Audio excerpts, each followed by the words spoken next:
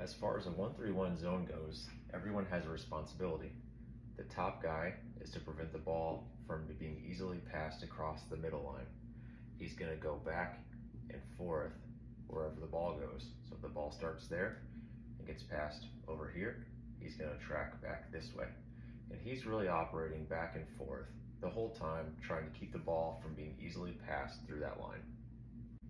The wing players here and here, they're moving up and down with the ball.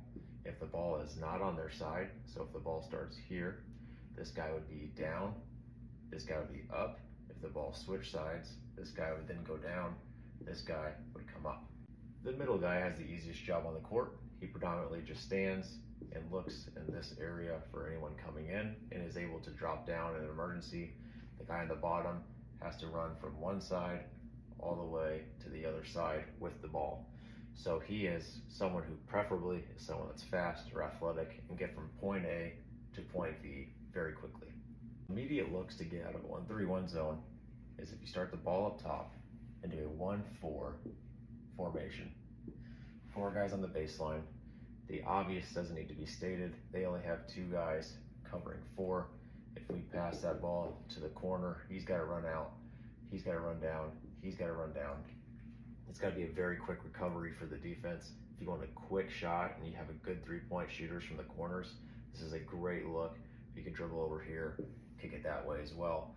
If you want to keep going out of that, after you pass it, have someone run high elbow, someone staying in the short corner, and work that triangle. There's a couple actions I'm looking at immediately against a 1-3-1.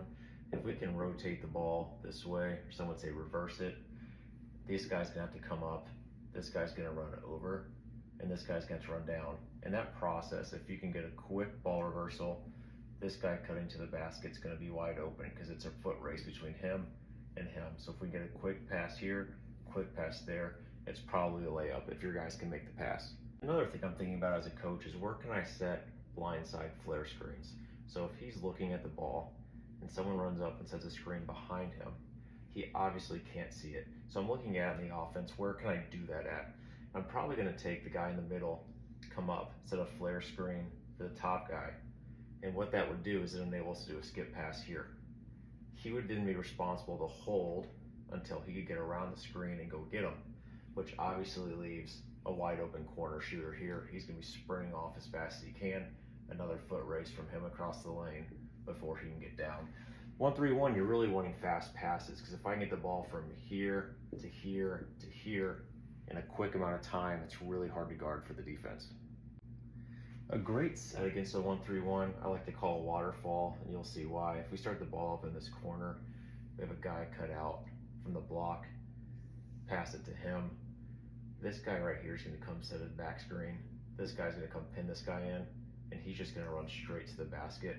And it actually works quite a bit because, again, this guy's looking this way. He's not anticipating having to drop around.